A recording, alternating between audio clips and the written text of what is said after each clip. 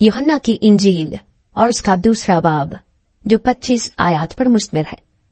फिर तीसरे दिन कानाए गलील में एक शादी हुई और यीशु की मां वहां थी, और यीशु और उसके शागिर्दों की भी उस शादी में दावत थी।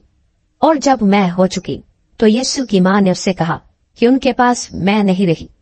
यीशु ने उससे कहा, ऐ औरत, मुझे तुझसे क्या काम है, अभी मेरा वक्त नहीं आया। उसकी मां ने खादिमों से कहा, जो कुछ ये तुमसे कहे वो करो। वहां यहूदियों की तहारत के दस्तूर के माफिक पत्थर के 6 मटके रखे थे और उनमें 2-2, 3-3 मन की गुंजाइश थी। यीशु ने उनसे कहा, मटकों में पानी भर दो।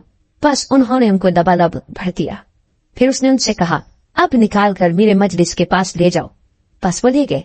जब मेरे मजलिस ने वो पानी चखा जो मैं बन गया था और जानता न था कि ये कहां से आई है, मगर खादिम जिन्होंने पानी भरा था जानते थे, तो मेरे मजलिस ने दुल्हे को बुलाकर उससे कहा, हर शख्स पहले अच्छी मै पेश करता है और नाकिस उस वक्त जब पी कर चख के, मगर तूने अच्छी मै अब तक रख छोड़ी है। ये पहला मौजज़ा यीशु ने काना गलील में दिखाकर अपना जलाल जाहिर किया और उसके शागिर्द उस पर ईमान लाए।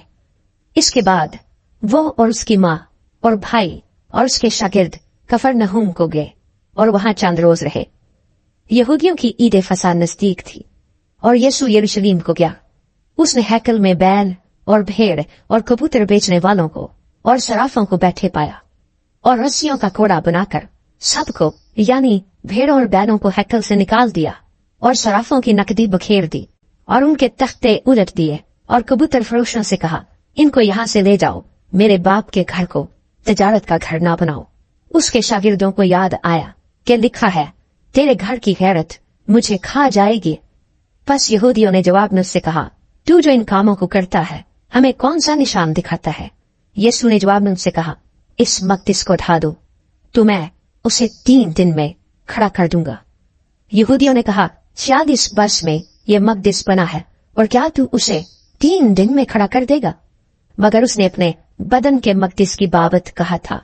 बस जब वो मुर्दों में से जी उठा तो उसके शागिर्दों को याद आया कि उसने ये कहा था और उन्होंने किताब मुकद्दस और उस कौल का जो यीशु ने कहा था यकीन किया। जब वो यरूशलेम में फसह के वक्त ईद में था तो बहुत से लोग उन मौजज़ों को देखकर जो वो दिखाता था उसके नाम पर ईमान लाए, लेकिन यीशु अपनी निस्बत उन पर एतबार न करता था, इसलिए कि वो सबको जानता था और इसकी हाजत न रखता था कि कोई इंसान के हक में गवाही दे, क्योंकि वो आप जानता था कि इंसान के दिल में क्या क्या है।